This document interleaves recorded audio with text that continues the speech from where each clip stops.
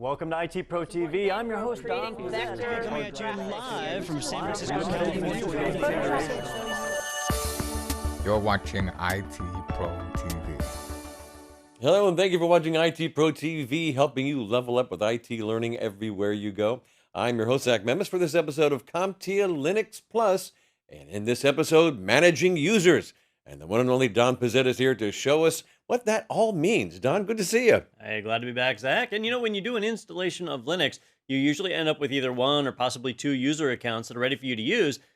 An activity you'll likely need to perform is adding user accounts for other people that might need to share your machine. And so in today's episode, we're going to take a look at how we do that, how we create users, how we modify, change, delete, and all the various things that are kind of involved in having more than one user account present on your Linux installation. So Don, what command do we use to actually create a user account? So there's a few different commands available for manipulating users, but there's one that's going to be our go-to command here, and that's user add. It's nice because it starts with user. It's easy to remember. Actually, most of the commands we've seen in this episode will start with the word user, so you know exactly what it does. But user add, like the name implies, allows us to add a user. And the command itself can be done very, very simply. In fact, if I open up a terminal and pull up the man page for it, right? So we do man user add, you'll see that basically there's user add, and you have some options that are optional, and then what you want the login name to be. And that's it, right? Really easy. You could say user add JDoe, and now it's going to create a user account for John Doe that's just called JDoe, and that's it. You do need to be an administrator to do it. A regular user doesn't have permissions to add users, but once you create the user account, it's there and you're in business. So that's simple. But there are a number of options that are available. And if you read further down, you'll see all these different options that are there. Let me show you some of the more common ones. So for example, I might do let me show you. If I try and add a user without being an administrator, right? If I just do user add JDoe, I get permission denied, right? I don't have permission. But if I sudo that, right? So super user do, and then user add JDoe, now it's going to prompt for my password so that I can authorize it. And now it runs, and it's created a user called John Doe. But it didn't do it with any kind of bells and whistles, right? So if I want to add more to it, there are other options. So let's say I want to create one for Jane Smith, right? So I could say user add J Smith, but I'm going to add some options this time.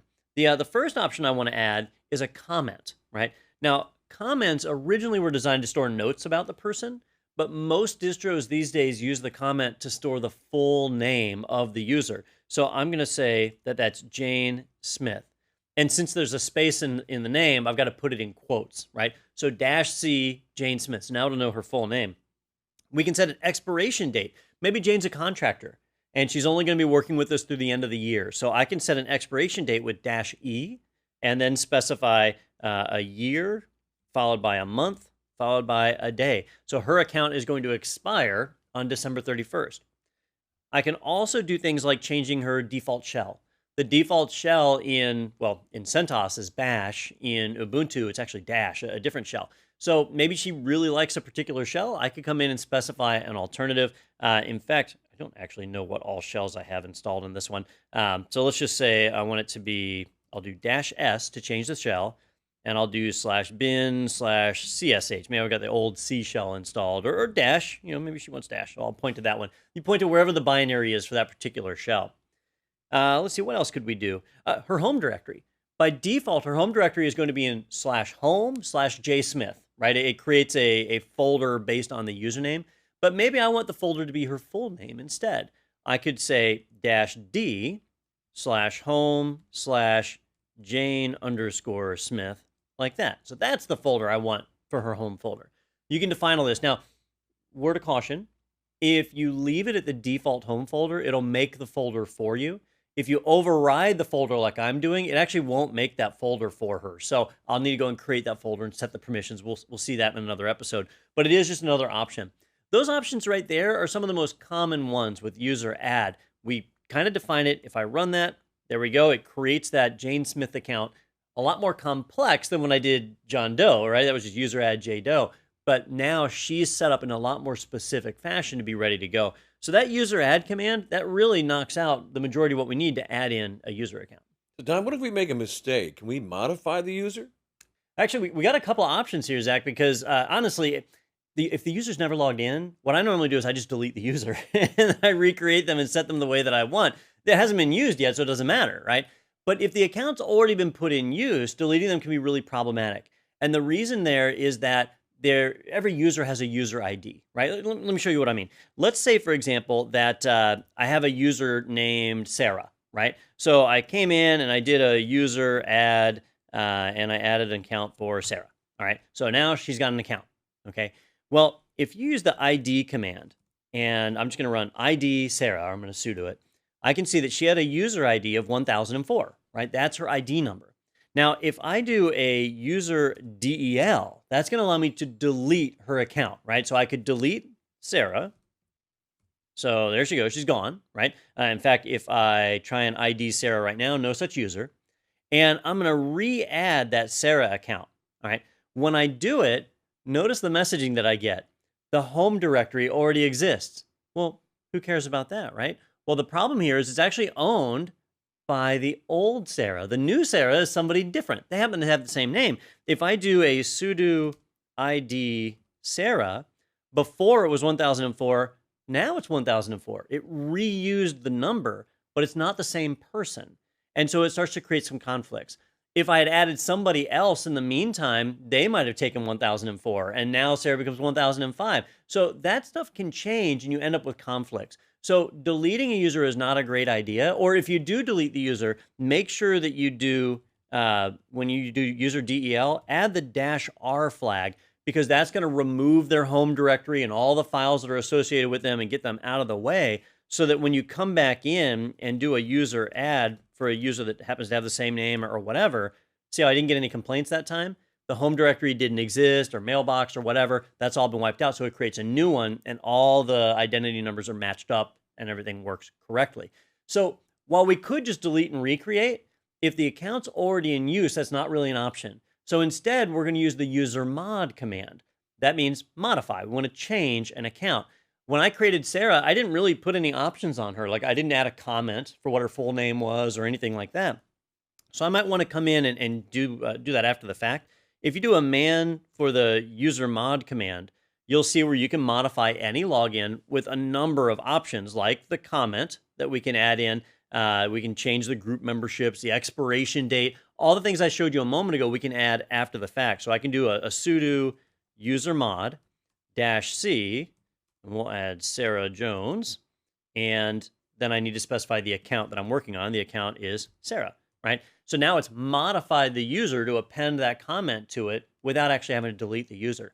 And I didn't follow my naming convention for Sarah's account either. With the other users, it was first initial, last name. With her, I just did her first name. So maybe I want to change that, or I need to correct it. So I can do user mod -L. -L lets me change the name, and I can specify the new name. I want this to be S. Jones, right? And then I need to specify the old account. The old account is Sarah, all right? And that's going to go and rename that account. So now it's called S. Jones. So user mod is a great way to change the account without actually messing with its files or losing data. We just modify it and correct whatever mistake we made. Or maybe it's not a mistake. Maybe, somebody changes their name. They get married, they get divorced, they just file the right paperwork and get a new name, whatever it is they want. We can go in and we can change that, and any other setting. Maybe they had an expiration date and we need to remove it, or maybe they just got an expiration date. I need to add it. That's what user mod does. So Don, what is the default password for the user? None of these users actually have a password. By default, No. There is no password. Now, that sounds bad. Well, because it is, right? They don't have a password, but the user accounts won't actually function until you stick a password onto them. Otherwise, they're blank. It would be a huge security risk. So we do need to attach a password. You actually can't do that with the user add command. It doesn't have an option to append a password. So we need to follow that up with another command, which is the passwd command. And that allows us to attach a password to an account. So what we'll normally do is set some kind of a temporary password on a user. So you can do sudo passwd followed by the name of the user. So I've got Sarah Jones, so I can say S. Jones, and now it's going to prompt me for a new password for that user. And I can type in something temporary that I can give to the user, and then they can go in and change it. So, I'll just make their password something really simple. Whoops, apparently too simple, but it's going to let me do it. There we go. All right. So now I've typed in a password, and her account actually has one. I would need to go through and do that for each of the users that I created. Otherwise, they would have that blank password. Now, when I set a password like that, I might tell Sarah, hey, when you log in next, you need to change your password. Don't leave it with this default word. So I'm counting on her to do that. I might need to double check that, or I might even want to set an expiration date on the password and force it to be changed at a certain point. And for that, you have another command called chage or change age. It's designed to change the age of a password or set an expiration. And if you look, you'll see a number of options in here, like setting the last day that password is valid. So you can force somebody to have to change that password when they log in. If you use chage-L and point it at a user, so I'll point it at Sarah Jones, it will tell you about their password. I can see the password was changed March 5th, 2019. That's today. Password expires? Never. And then by looking at this, I can tell, all right, she hasn't changed her password yet. If she changes it tomorrow or the next day, I'll see that. And then I can come in and actually modify when it expires to force her to have to change it if I really want to. You can actually set password policies with this.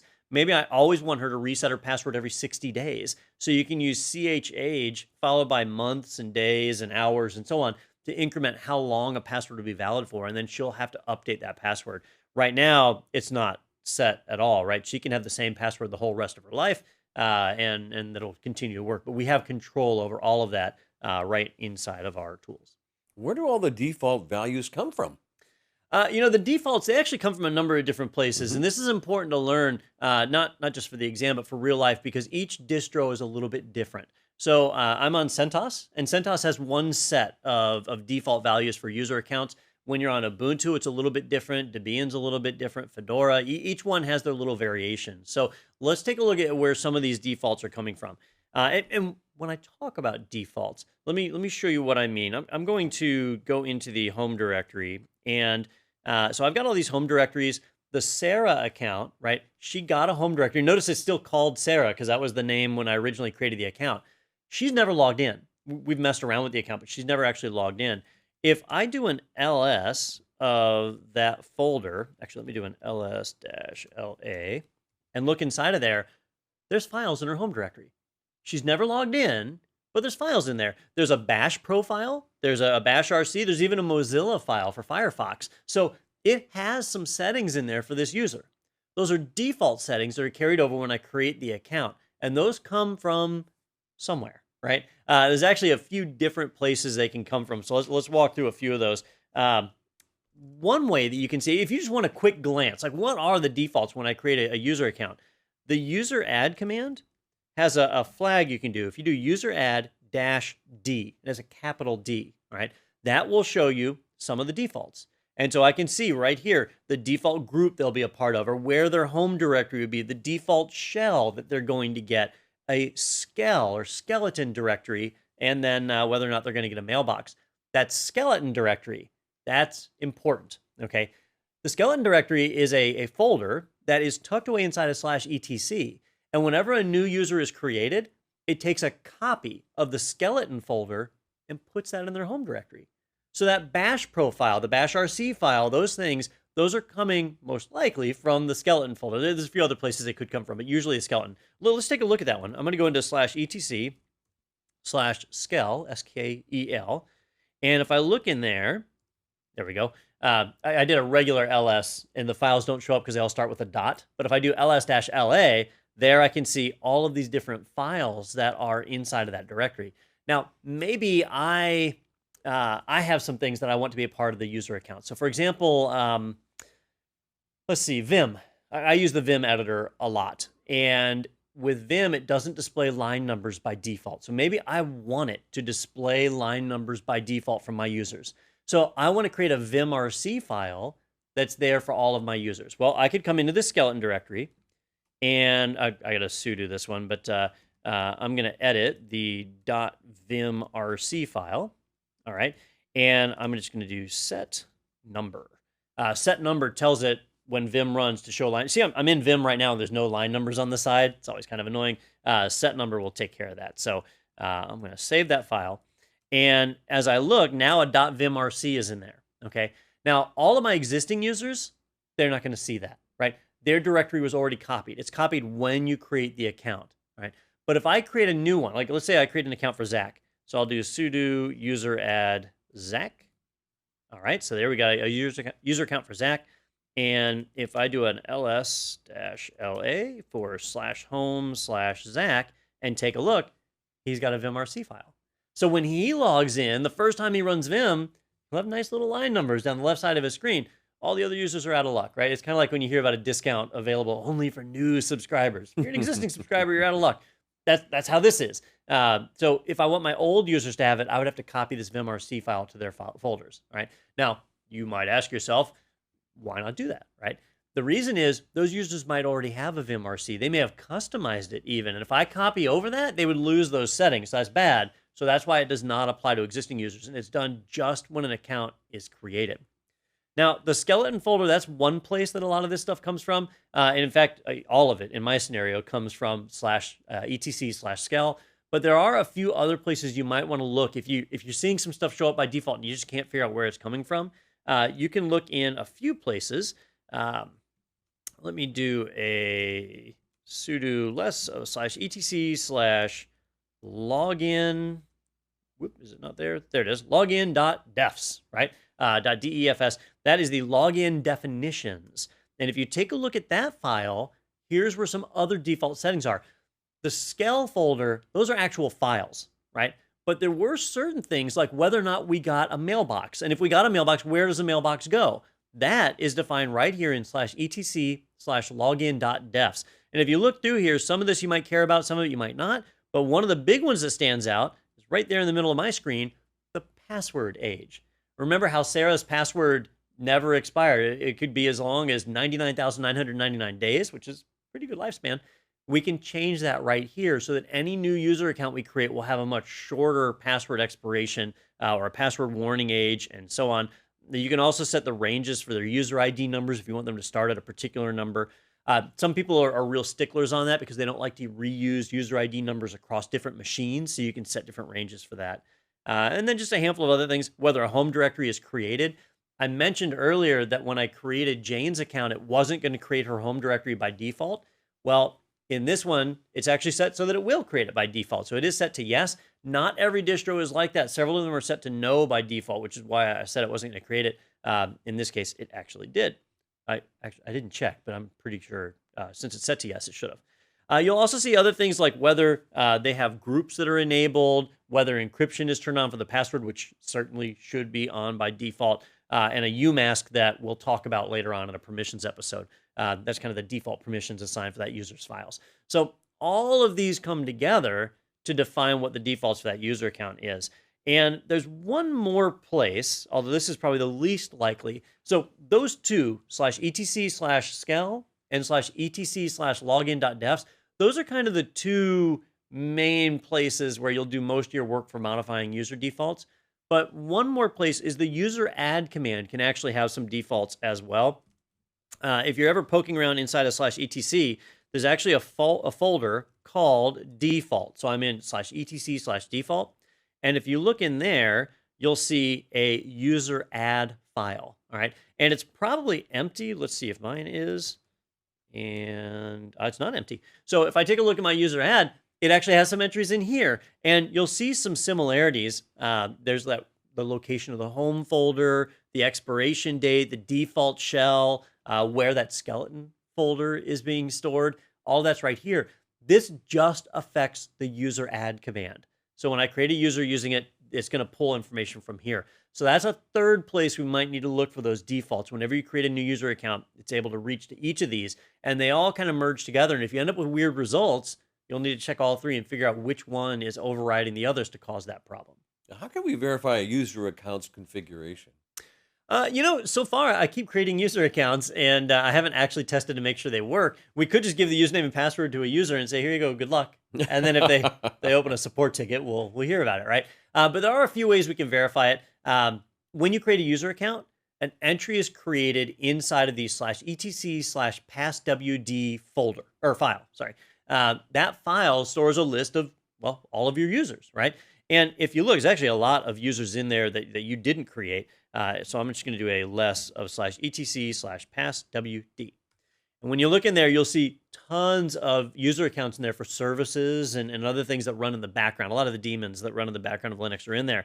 But if you scroll to the bottom of the list, you'll find the users that you've been adding. In fact, I don't normally use the less command, I usually use the tail command. Just show me the end, because that's where the users are that I created.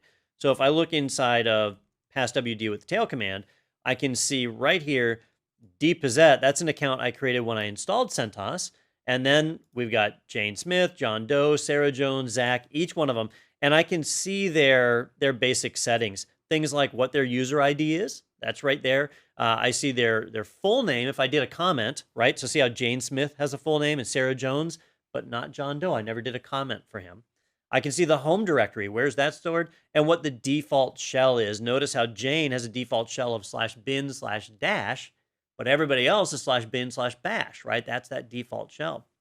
Oh, I didn't mention it, but there is actually a special shell. There's a few special shells you can use that if you don't want somebody to be able to log in locally. They need to have an account for some reason, but you don't want them to log in.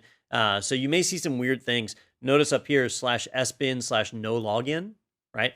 That says this account is able to run as a service, but not actually get access to a shell. So you might actually have user accounts that need that sometimes. That's a great chance to modify what shell they're using. And you can use usermod to change their default shell, but you can also use chsh, which is the change shell command, and that'll let you change a user's default shell as well. So there's a few different ways to go about that. But some of the other things that we can see, the passwd folder, or file, I keep saying folder, you might notice I didn't sudo that, right? Just as a regular user, I can tail /etc/passwd. This used to be one of the most sensitive files in the operating system, and that was because everybody's password was stored in there. That's why it's called passwd. And if you look, you might notice after everybody's username, there's an X. And that's because that X, that's where the password used to be stored. So if you had access to this folder or file, I don't know why I can't say that right, then you would see everybody's password. Well, in modern Linux distros, that password's not stored there. Instead, it's stored in a shadow file. And the shadow file, it sounds all secretive, it's just /etc/shadow. Now, if I try the same trick here, I'm not able to look at that. This one is sensitive, and I do need to sudo to look at that. So I'm going to tail /etc/shadow. And when I look at this one, it's going to look similar to /etc/passwd, except instead of an X after everybody's name, I should be seeing a big long hash, a SHA-512 hash, because that was what I think it was SHA-512, that was my default. So if I see dpossett right here, it's immediately followed by all of this, which is an encrypted or hashed version of my password. Notice John Smith and Jane Smith, John Doe, Sarah, actually Sarah does, but these two users here, they don't have a big, long, crazy hash. That's a great indicator to me. Oops, I forgot to set a password. They don't have passwords on their accounts. That's why they're nice and short. So I probably need to fix that. Zach, same thing. I didn't set a password for you. But for the others, they all have nice big passwords, and I can spot that right here. That's about all I can spot here because it's a big hash, right? I do actually see little bits of information on the password expiration, right? These numbers here, they don't make a lot of sense, or at least not to humans. Let me see. Can I make that bigger? There we go. What you're looking at right here is the date the password was set, stored in the epoch format, which is always weird. Then we have the minimum age and maximum age for the password, followed by the warning interval, how many days ahead of the expiration you'll get a warning. So there is information in here you can read. It's just not incredibly useful. The /etc/passwd file is a little more meaningful. There's one other file that you might want to look at. We're focused on user accounts in this episode. In our next episode, we're going to talk about groups, and that information, very similar, is stored in /etc/group. And so if we take a look at that, every time you create a user account, a group with the same name is created. And so I can see that Jane Smith, John Doe, Sarah, Zach, they're all right there in /etc/group. So that's another way that we can validate that they were created properly. The home directory we've already seen. I can take a look at /home and see if their directory is in there. Remember that permissions are set so that as a regular user, you won't be able to get into somebody else's home directory. So you'll need to sudo if you want to take a look inside of Sarah's folder or Jane's folder or Zach's folder. You'll need to sudo to elevate those privileges. And then there's one other command. I'll talk. I know we're running low on time. So in the groups episode, I'll show another command called getEnt or getEntity. And that's another way to quickly find all the information I just showed you without having to go to all those individual folders and files and poke around. If you just have 4 or 5 users, you can tail the files like I did, and it's easy. But if you have thousands of users, it's kind of difficult to find them in that list. And so GetEnt can save some time. We'll see that one in the next episode. Awesome job. Thank you, Don. Managing users, another excellent episode in the CompTIA Linux Plus series. Before we move on, though, would you like to say something else, sir? This whole time I did the command line, and on the exam, you are going to use the command line. So learn it this way. It's fast, it's easy, it's scriptable. But in real life, you can actually use the GUI as well. The majority of the Linux distros will have a utility inside of their system settings. They'll let you create user accounts there. It's all the same settings. It's just a clickable interface. So at the end of the day, what those clickable interfaces are doing is turning around and running user ad just like we did. So don't hesitate to use those tools, but know that it is the command line version on the exam. And thanks again. And make sure you watch every single episode of CompTIA Linux Plus. You're going to be very glad you did. And don't forget about the supplementary information that's in our course library. It can do only one thing, help you be even more successful. Check that out too. And tell everybody you know about IT Pro TV. IT Pro TV is binge-worthy. Thanks for watching. I'm Zach Memis. And I'm Don Pizzette. We will see you again very soon.